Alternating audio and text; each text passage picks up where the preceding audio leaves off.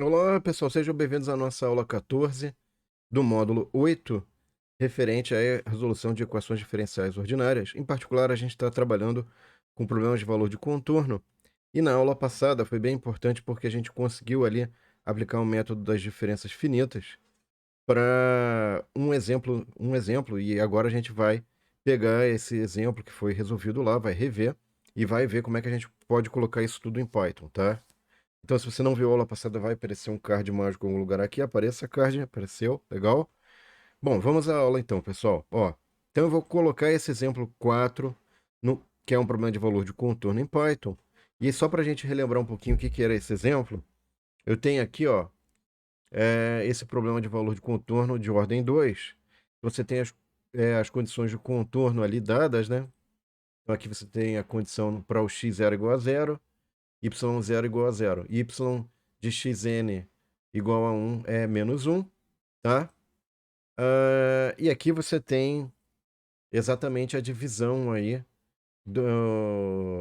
a obtenção do espaçamento H, fazendo a divisão ali, obtendo n, enfim, fazendo o número ali de subintervalos que você deseja, tá? O que você tem que tomar cuidado, na verdade, é que o y de zero, y de x0 é zero e o y de xn é 1, tá? Então, como é que você transpõe essa divisão do intervalo em pontos, né? Onde você vai calcular o valor da função, é essa relação que você tem que fazer. E as nossas variáveis, as nossas incógnitas aí, é y1, y2 até y de n menos 1, tá? Então, tem que tomar esse cuidado, porque são os pontos onde eu não conheço o valor da função. Nas condições de contorno, eu conheço os valores da função. E para os demais, usando as condições de contorno e usando a equação diferencial de segunda ordem, eu desejo encontrar a solução, tá? Então, aqui, por exemplo, eu tenho a diferença dividida para. Não é a centrada, né? Não é nem avançada nem atrasada, de ordem 2. E a diferença finita, não dividida, a diferença finita, de ordem um, centrada também, tá? Que são as diferenças finitas que dão menor erro. A gente tem como provar, a gente não verificou isso, mas enfim. E a partir dessa substituição dessas duas expressões aqui, né? Dessas duas aproximações para a derivada primeira e segunda, a gente consegue chegar num equacionamento que vai fornecer para a gente esse sistema linear, onde a matriz. Então, a gente vai chegar num sistema linear AX igual a B, sistema linear AX igual a B. Na verdade, não é um AX, né? É um AY igual a B, tá? Por que AY? Porque, na verdade, eu tenho um vetor Y que contém as variáveis, as incógnitas, y1, y2 e y de n-1, tá? É... O que é importante é que a gente tem um padrão aqui de esparsidade. O que é esparsidade? É quando você tem uma matriz que está cheia de zeros e só alguns elementos são não nulos, são diferentes de zero. Então, essa matriz é uma matriz tridiagonal, porque você tem a diagonal principal diferente de zero e as duas diagonais adjacentes ali à diagonal principal também diferente de zero. E a gente tem um padrão que, para, por exemplo, o elemento da diagonal principal é sempre o mesmo valor, que é h ao quadrado menos 2. A diagonal adjacente acima da diagonal principal é 1 mais h, sempre, e abaixo é 1 menos h, tá? Então, com isso, pessoal, todos os elementos aí da diagonal principal e das diagonais adjacentes são dados. É bem tranquilo de você obter. O que você tem que tomar cuidado é que, na verdade, você vai ter um índice aí que você vai correr para a diagonal principal acima e para a diagonal principal abaixo. A diagonal principal, ela vai de 1 até n-1, porque essa é a dimensão que eu tenho aí do nosso sistema linear. Ele só tem n-1 incógnitas, tá? Para achar o vetor independente, o b, a gente vai obter que todos os termos são i, onde i é o índice da linha, né? Vezes h ao cubo, tá? E aqui o outro b de i ao cubo, só que esse aqui é o último valor, tá? É o da linha n-1. Então você vai ter que somar, além de você ter i ao h ao cubo, você tem que somar mais h mais 1, tá? É isso. Ok, então se você montar a matriz A e fornecer o vetor B, você depois manda resolver ali por um comandinho para resolver sistema linear no Python, que é tranquilo, e você vai obter os valores. O que, que você vai obter aqui? Quem são suas incógnitas, né?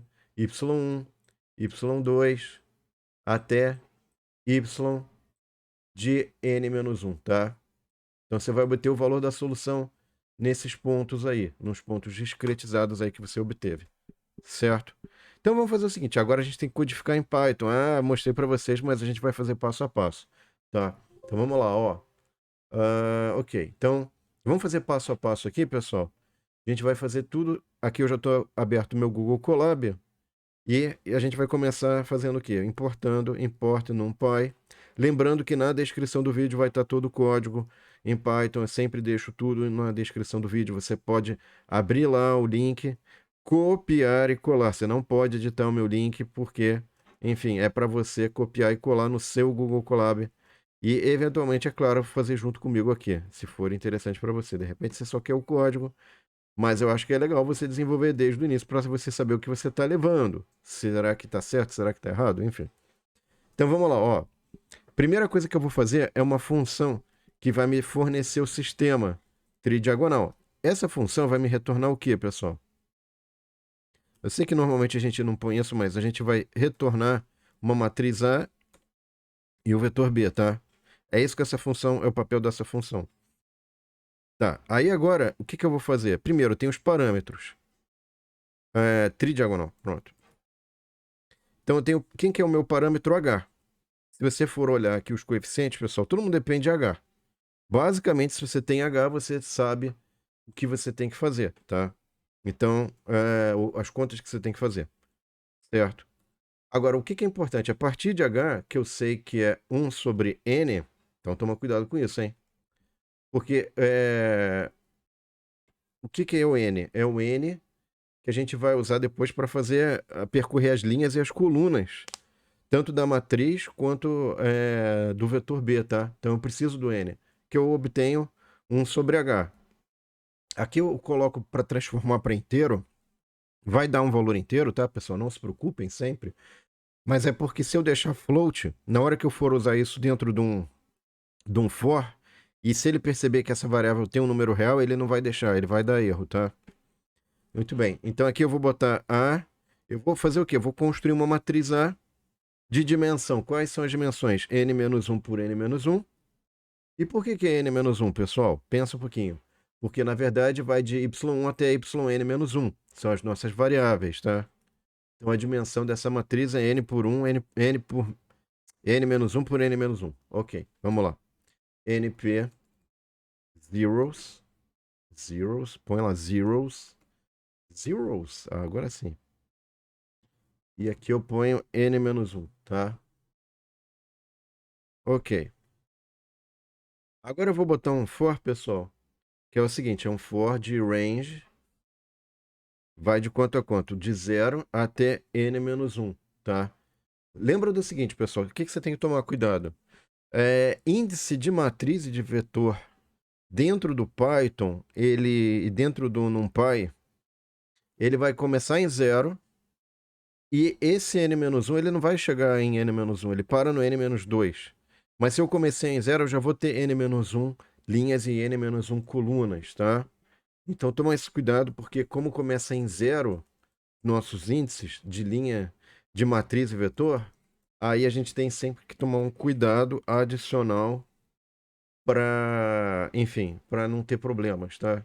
Isso dá uma certa confusão na cabeça, em geral, porque todas as deduções em álgebra linear vão de 1 até n, ou n-1, de 1 até n-1, mas só que aqui na indexação do Python começa tudo em 0, tá? De matriz e vetor. Cuidado com isso.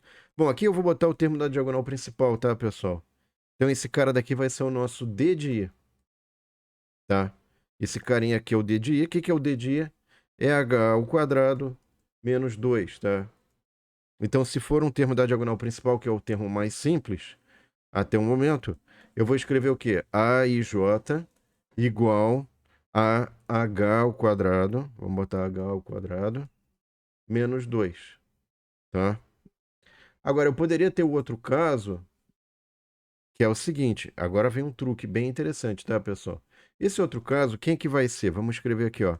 Vai ser o C de I, e a diagonal adjacente à diagonal principal, é a diagonal acima, né? Vamos falar assim. Então, essa diagonal, que propriedades que ela tem, pessoal? Veja o seguinte, ó, vamos olhar a matriz aqui, ó. Vamos olhar a matriz. Aqui, por exemplo, na primeira linha, linha 1, coluna 2, tá? Então, sempre o índice da coluna vai ser maior, vai ser um valor maior do que o da linha. Seria igual ao da linha se eu subtraísse 1. Então, você tem que subtrair 1, pessoal. Para que o índice da coluna seja igual ao da linha. Vamos ver de novo, ó. O C1, elemento C1, tá, pessoal? Ele é o quê? Índice da linha é 1, índice da coluna é 2. Então, o índice da coluna, que é 2 menos 1, dá 1, que aí vira o índice da linha. É isso que eu fiz aqui. Então, essa diagonal aqui, ela tem essa propriedade.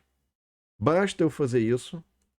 Para quê? Para que ele, para toda vez que tiver essa situação, ele vai automaticamente, nessa linha I, coluna J, ele vai atribuir 1 mais H. Tá? Então, fazendo esse truque que eu acabei de mostrar para vocês, você só precisa se preocupar se essa condição que é o índice da coluna menos 1 é igual ao índice da linha, então, nesse caso, para esse elemento, eu escrevo 1 mais H, tá? Se não, deixa 0. Ou, aí tem o terceiro caso aqui, tá? Para esse terceiro caso, o que a gente vai ter, pessoal? Eu vou ter o A de I. O que é o A de I? É 1 menos H, tá?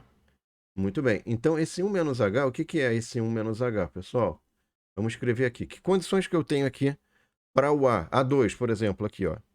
Quando eu pego a linha é 2, a coluna é 1. Então, o que eu tenho que pensar? Se eu pegar o índice da linha e subtrair 1, isso dá o índice da coluna. Então, vamos escrever isso, ó. Se eu pegar o índice da linha, que é I, subtrair 1, isso vai me dar o quê? Tcharam! Vai me dar o índice da coluna, tá? Esse é o nosso truque. Então, se os índices satisfizerem essa condição, o que eu escrevo? Para o elemento tal que o índice da linha e da coluna satisfaz essa condição, eu vou botar 1 menos H. Pronto. Tá. Legal. E aí, agora o que eu vou fazer? Repara que fora do escopo desse for de J, que está percorrendo cada coluna J, eu estou olhando agora cada linha. Para cada linha I, eu vou ter o quê? Eu vou ter um B de I, tá? Esse B de I, ele vai ser o quê? I mais 1 vezes, vamos lá, H ao cubo, tá? Então eu estou pegando da onde isso, pessoal? Estou pegando essa equaçãozinha aqui, ó. Né, ó. Por que é I mais 1, pessoal? Porque aqui eu começo I em 1. Então ele vira H ao cubo, 2H ao cubo. Aqui, como o meu índice I começa em 0, você tem que tomar esse cuidado para somar 1. Por quê? Porque o índice está começando em 0 e aqui está começando em 1. Então aqui é sempre mais 1. Está defasado em menos 1 o índice, né? Tá. Aí você fala, pô, mas para o último cara aqui, para o último elemento, né? Tem que somar mais H mais 1. É verdade. Então, para esse caso, o que você faz? Para todo mundo você faz isso. Agora, quando o I for igual a N menos 2, então você tem que tomar cuidado, hein, pessoal? Por quê? Porque aqui é o último índice que eu tenho valor. Veja que ele não vai até N menos 1, tá? Ele começa em 0, então de 0 até N menos 2 eu tenho N menos 1 valores. Quando ele chegar em N menos 2 ele vai parar, é o último elemento desse vetor. Então, quando for o último elemento, além desse valor que eu já atribuo para todo mundo, eu vou ter que fazer B de I igual a B de I mais H mais 1, tá? Então, com isso, pessoal, eu tenho aí o nosso sistema linear, a nossa matriz e o nosso vetor B, construídos a partir apenas do espaçamento H. E isso é importante você tomar cuidado, porque, veja, Dependendo do espaçamento H que eu dou, o número de valores vai crescer, o sistema cresce com o quadrado do N, tá? Então, por exemplo, N por N dá N quadrado de elementos. Na verdade, não é tão complicado assim, porque eu só tenho elementos na diagonal principal e adjacências. Então, na verdade, o número de elementos é um pouco menor, mas o problema, e eu poderia usar técnicas especiais para só guardar esses elementos e resolver esse sistema tridiagonal, tem como você desenvolver uma álgebra linear específica para esse tipo de estrutura esparsa, mas eu não vou falar disso. E aí, se você for resolver um problema real, no sentido de milhões de variáveis, você vai precisar de um desenvolvimento desse, tá? Como é um toy problem, é um problema brinquedo esse, vamos falar assim, não precisa esquentar a cabeça tanto, tá? Muito bem. Ok, então aqui eu vou botar um H, tá, pessoal? A gente vai brincar aqui, senão não tem graça, né? Eu vou botar um AB. E esse AB nosso, pessoal, ele vai ser justamente o quê? Vai ser o retorno da chamada do sistema TRID para esse valor de H, print A,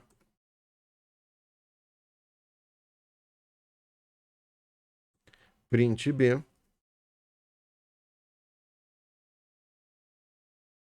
É... Bom, então com isso aqui eu vou obter, eu vou obter as matrizes A e B, vou mandar imprimir, legal. O que é interessante? Eu resolver. Eu posso vir aqui, ó, np linaug, linaug solve AB, print Y, tá? Eu acho que tem uma coisa intermediária que eu vou mostrar agora para vocês, pessoal. Mas isso aqui é importante para mostrar como é que resolve, como é que acha a solução, tá? Então eu vou mandar rodar aqui, vamos ver se não tem erro. Sempre pode ter um errinho, né? Embora a gente esteja fazendo a validação passo a passo aqui, ó, tá vendo? Então essa é a nossa matriz A, esse é o nosso vetor B, e esse aqui é a nossa solução, tá, pessoal? Eu acho que é importante a gente tomar um cuidado de validar a solução. Eu estou verificando aqui. Na descrição do vídeo tem o PDF disso com a validação, tá? Que é feito passo a passo, com cuidado, enfim. Tá aparecendo aqui, ok? Isso. Então, aqui tá certo.